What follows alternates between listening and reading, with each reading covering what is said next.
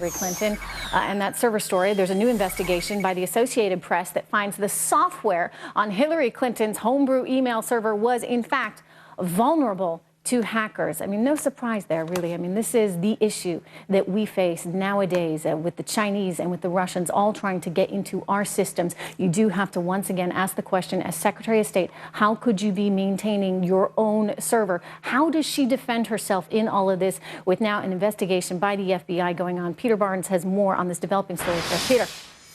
Well, hey, Trish, that's right. The AP says that Clinton's home server appeared to allow users to connect openly to it over the Internet to control it remotely. It used something called Microsoft's Remote Desktop Service. Now, the U.S. government and private industry had warned that this program was vulnerable to attacks from even low-skilled hackers. Remote access programs allow users to control another computer or server from another location, but usually through an encrypted connection. But Clinton's system appeared to accept commands directly over the Internet without such protections, according to the AP, Trish. Wow. All right, Peter, thank you so much. I want to go back to Gina and Matt. And Matt, you know, I'm curious to hear your defense of this. How do you think she's going to defend herself on stage tonight? Because you better be assured these questions are going to come up. I think they're going to come up, but I don't think they're going to come up for long because there seems to be a lot of smoke here and not a lot of fire. One thing that we should understand is government servers get hacked all the time. Hillary's has not, but government servers do get hacked all the time. How do you know that, Matt? They're not finding out. Well, because we have that thing like OPM. That it wasn't OPM. The office. Well, so far, no one has said that it was hacked, so I should say that, so far, right? We know that she... Well, yeah, so far, so we she had a system that was vulnerable. Okay, so we can go down this road, but you guys have gone down this road on them trying to kill Vince Foster, on Benghazi and everything else, and it always amounts to nothing. It's always that right-wing conspiracy, are you going to wait for the facts? That's always the excuse. At one point, are you going to wait for the facts to come out? At some point, I would just ask the question, at one point, are you going to say, if I'm running for president of the United States, did I make a really big mistake maintaining, keeping my own server as the Secretary of State? She said she made a mistake. She said she made a mistake, but Trish, I'm getting the idea that you're not voting for Hillary. It's a serious error. Gina, is she going to actually be able to defend herself on stage tonight?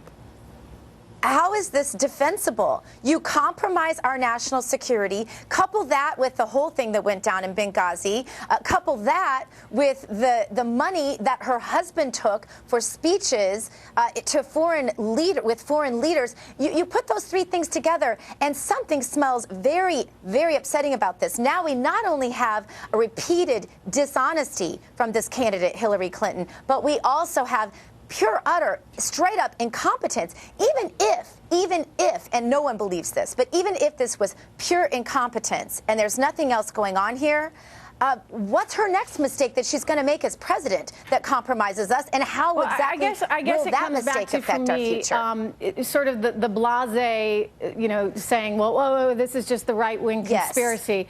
You know, let me point out, Matt, I never talk about who I vote for, and I would never tell my viewers who I vote for. That's my own personal information.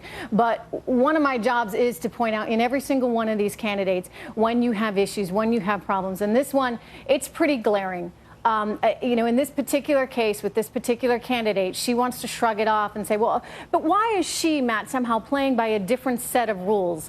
Why would she be allowed to have her own server, whereas a normal government employee couldn't do that? So Hillary said that she did it for the sake of convenience, number one. Number two, you could ask the same questions about Jeb Bush. You could ask the same questions about Colin Powell emailing other world leaders while Secretary of State. Different day and age, you know that? From his personal email account. Different day and age. That's your answer, I know. That's right. Okay. Look at the threat that we're under right now from the Chinese, from the Russians. You know, even internally, within domestic situations, we are very much at risk as a result of the cybersecurity issues popping up now on a daily basis. I think she's going to face some very tough questions tonight. Lincoln Chafee was on this show. He brought this up. You know, Bernie Sanders has not really gone after this. This might be his opportunity. We'll see tonight. Matt, Gina, thank you so much. All right, we'll be watching. We shall see. Donald Trump, everyone, he's been tweeting up a storm. today and right now. He tweeted that he's going to be on SNL. Remember, we were just talking about that November 7th. Is he trying to take the focus off the Democrats here and put it right back onto himself? You know, if there is one thing that the Donald knows how to do, it's to get attention. Well, we've got the attention-grabbing tweets that he's putting out and the reasons for them all coming up. Plus, you say you read Playboy for the articles, right? Well, now I might actually believe you. We've got details on the magazine's big move to clean up its act. Stay with us.